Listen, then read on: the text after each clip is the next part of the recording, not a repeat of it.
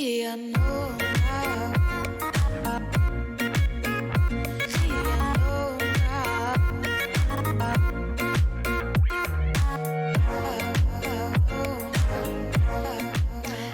dans Au Féminin. Depuis le mouvement MeToo, les violences faites aux femmes sont au cœur de la vigilance politique, médiatique et citoyenne.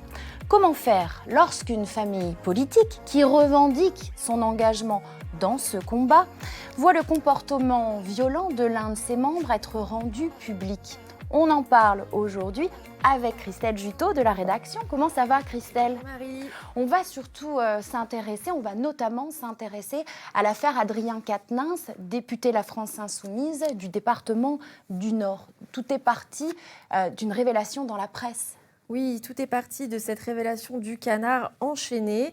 La femme du député du Nord LFI, Adrien Quatennens, a déposé une main courante contre lui. Alors le député du Nord riposte et publie un long texte sur les réseaux sociaux où il avoue avoir violenté sa compagne, une gifle il y a 1 an, un téléphone confisqué et des messages insistants fin août dans un contexte de divorce. Adrien Quatennens annonce alors se mettre en retrait de son rôle de coordinateur à la France Insoumise, mais ne démissionne pas de son mandat de député. Les féministes s'emparent de l'affaire et déclarent que les agresseurs et auteurs de violences ne peuvent représenter les combats politiques des citoyens. Et alors, ce qui va choquer aussi dans cette affaire, ça va être la réaction de Jean-Luc Mélenchon. Oui, le fameux tweet de Jean-Luc Mélenchon qui met le feu aux poudres.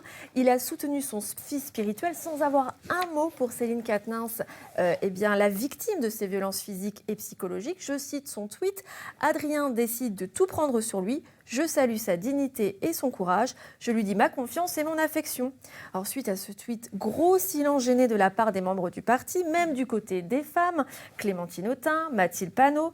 La fracture est consommée entre les féministes et la France Insoumise, alors même que le parti se déclarait en pointe contre les violences faites aux femmes, notamment à travers son comité de suivi contre les violences sexistes et sexuelles. Alors, pour parler de ce sujet, je vous propose tout de suite d'accueillir en visio notre invitée.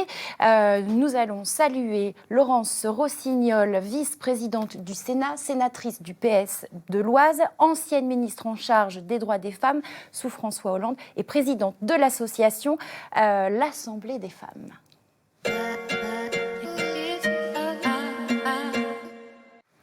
Bonjour Laurence Rossignol et merci d'être avec nous aujourd'hui. Bonjour et je suis désolée de ne pas pouvoir être avec vous sur votre plateau, mais c'est la semaine de la rentrée parlementaire et donc je suis au Sénat.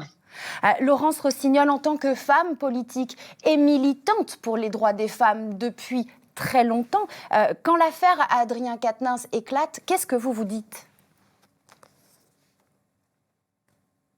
Je me dis que c'est au départ une affaire privée qui concerne un homme politique et qu'elle devient effectivement, comme vous l'avez évoqué, après le tweet du chef de la France Insoumise, Jean-Luc Mélenchon, une affaire politique. Parce que son tweet interroge sur en fait la compréhension qu'ont les dirigeants politiques des mots qu'ils répètent et qu'ils disent vouloir porter, qui sont la lutte contre les violences sexistes et sexuelles dans les partis politiques.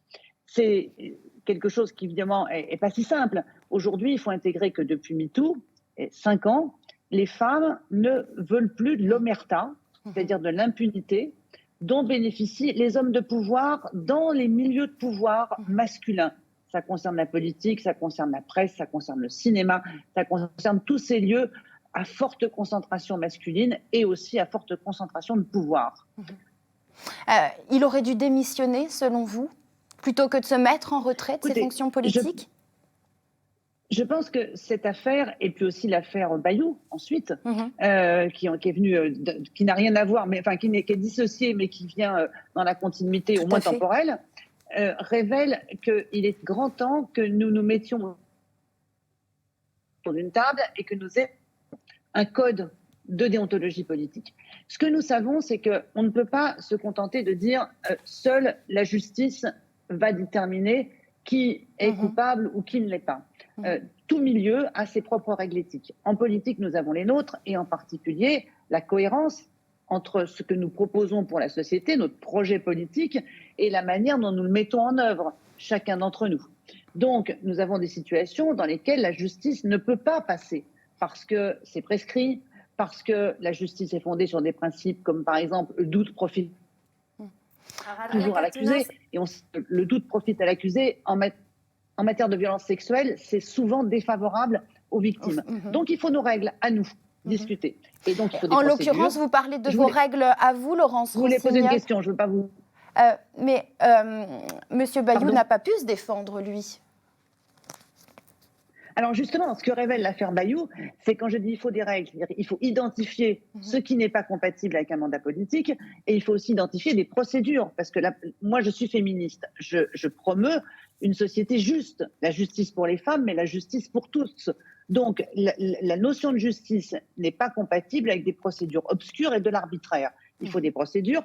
Ces fameux comités de violence dans les partis politiques sont pas au point, disons-le clairement, d'abord parce que les gens ont des liens, y compris ceux des comités, ils ont milité ensemble, ils sont amis, ils se connaissent, ou ils s'aiment ou ils s'aiment pas d'ailleurs, les deux. Donc il faut externaliser la procédure, il faut des comités mixtes avec des responsables politiques et des gens dont c'est le métier, parce que c'est une compétence. Je vois que vous voulez me poser une question, je ne veux pas vous en priver.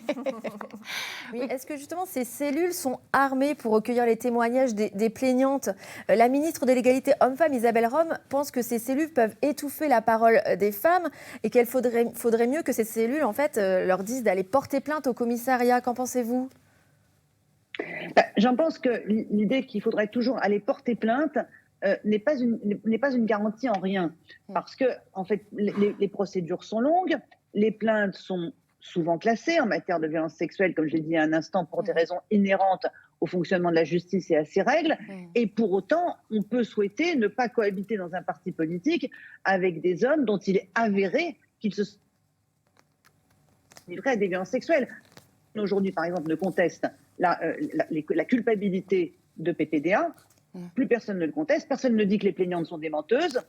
Et pour autant, la justice, pour le moment, n'est pas encore passée puisque les faits étaient prescrits. Donc, il nous faut nos règles. Mais il faut que ces règles soient connues, qu'elles soient transparentes, parce que c'est un droit du justiciable de connaître les règles et les infractions. Et il faut que les procédures fassent appel, non pas à des militantes ou des militants autoproclamés chaque matin spécialistes en violence sexuelle. C'est une compétence, c'est un métier. Il y a des associations qui savent faire ça. On a besoin d'elles pour instruire et prendre des décisions pour nos partis politiques. Alors, vous aussi, au Parti socialiste, vous avez une cellule, et puis vous avez aussi une affaire qui vous colle un peu à la peau, parce que c'est l'affaire de Thomas Piketty, économiste de renom, ex-compagnon d'Aurélie Filippetti, ancienne ministre de la Culture. Alors, Piketty a continué d'être invité par le Parti socialiste après qu'il ait écopé d'un rappel à la loi pour violence conjugale, dont l'accusée Aurélie Filippetti en 2009. Laurence Rossignol, sénatrice socialiste, comment l'expliquez-vous ? Il y a des hommes qui bénéficient visiblement à la fois d'une crédibilité qui arrive à donner une autre lecture des événements que celle que donnent les femmes. Je pense que c'est une affaire dans laquelle il y a la parole d'Aurélie Filippetti, et la parole d'Aurélie Filippetti doit être entendue, et il y a la parole de Piketty. Je crois qu'on est vraiment là dans une affaire où il y a des ambiguïtés, il y a des doutes, et qui mériterait d'ailleurs d'être discuté au sein des organisations qui accueillent Thomas Piketty, au sein des médias. Voilà, moi je ne connais pas cette affaire bien, je sais ce que dit Aurélie Filippetti, je sais ce que dit Thomas Piketty, je sais qu'entre les deux, il y a une sérieuse dissonance. D'accord, mais dans cette affaire, la justice a décidé, puisqu'il a écopé d'un rappel à la loi. Oui. Donc, exactement, la justice a décidé, exactement. Donc qu'est-ce qu'on fait ? Qu'est-ce qu'on fait de cette décision de justice? Est-ce que nous considérons qu'il est toujours un expert éclairé pour nous? Alors, il n'est pas membre du Parti socialiste. D'un point de vue, ça nous facilite un peu les choses. Enfin, ça facilite les choses du Parti socialiste. Pour autant, c'est un sujet dont il faut débattre. Voilà, on a un cas type. Quelles conséquences on tire de tout cela? Mais Laurence Rossignol, là, on parle depuis tout à l'heure du traitement de ces affaires-là, du traitement des hommes qui sont concernés. Mais qu'est-ce que ça va impliquer pour la suite sur le combat, justement, qui est mené par ces familles politiques? Puisque au sein de la France insoumise, on a des personnalités comme Clémentine Autain, Mathilde Panot, qui sont des féministes revendiquées.